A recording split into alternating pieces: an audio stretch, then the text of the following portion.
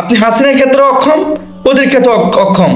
তো বিপ্লবী অন্তর্বর্তী সরকার গঠন করা হয়েছে কেন? কেন আপনাদের ক্ষেত্রে তো বিপ্লবী সরকার বলা হয়? আপনি যদি দায়িত্বে আপনি তো এই সেক্টরের না, আমরা জানি। আপনি যদি না পারেন তাহলে ক্ষমতা ছেড়ে দেন, সমস্যা নাই। এই চেয়ারটা দেখলে বোঝা যায় যে হাসিনার অত্যাচার কত ভয়ঙ্কর ছিল, কত নির্মম নির্যাতন করতেন এই চেয়ার মানুষদেরকে বসে। আহা, কত নির্যাতন করতেন আলেমদেরকে, কত নিরহায় অসহায় মানুষদেরকে, নিরীহ মানুষদেরকে কত নির্মম নির্যাতন করতেন এই ইলেকট্রিক শর্ট এই চেয়ারটাতে বসে। আপনারা চেয়ারটা দেখে তো বুঝতেছেন কি ভয়ঙ্কর একটা চেয়ার ছিল। ডক্টর ইউনূস আজকে 7টা মাস হয়ে গেছে আমাদের দেশটা স্বাধীন হয়েছে। আপনার সংস্কারের নামে সংস্কার শব্দটা ব্যবহার করতে করতে তিক্ত করে ফেলছেন, সংস্কারটা আর করতে পারলেন না। কিসের এত কি করতেছেন? পুরাতন স্বৈরাচারের তো বিচার করতে আপনারা অক্ষম হচ্ছেন, সেদিক থেকে নতুন কোন একটা স্বৈরাচার এখন আবার মাথা দিয়ে গর্জে উঠতেছে, যারা এর চেয়ে ভয়ঙ্কর দৃষ্টি স্থাপন করবে তাদেরকেও আপনি তাদের ব্যাপারেও তাদের ক্ষেত্রে আপনি সক্ষম হচ্ছেন।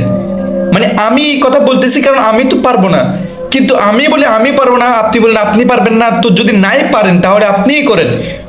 দেশে ভালো যোগ্য নেতারা আছে, দেশে আলেমদের মধ্যে যোগ্য প্রার্থী আছে, যোগ্য নেতারা আছে যারা দেশকে নেতৃত্ব দেওয়ার জন্য কি রাখে, যোগ্যতা রাখে, কিন্তু তারা দায়িত্ব নিতে চায় না।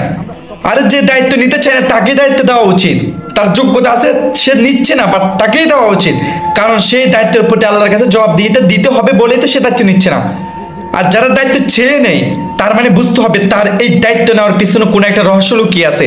যেমনটা খুনি হাসিনার 17 বছর মানুষকে নির্মম নির্যাতন করেছেন, দেশের টাকা বাইরে পাচার করেছেন মানুষকে।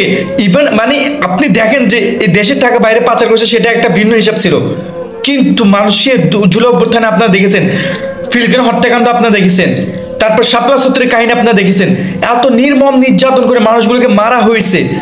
টাকা পাচার সেটা তো টাকা আজ আছে কাল নাই, টাকা ডাজন্ট ম্যাটার, কিন্তু একটা মানুষের জীবনকে যেভাবে পশুর মতো কেড়ে নিতেন খুনি হাসিনা, সেরকম ভাবে অনেক অনেক অনেক অনেক অনেক ধন্যবাদ। অনেক দর্শক আপনাদের সঙ্গে ছিলেন, অনেকে মতামত করেছেন। আপনারা নিশ্চয়ই আপনাদের সঙ্গে আবার আমাদের দেখা হবে। সে পর্যন্ত অনেক অনেক ধন্যবাদ সবাইকে। ওকে ভাই, আসসালামু আলাইকুম।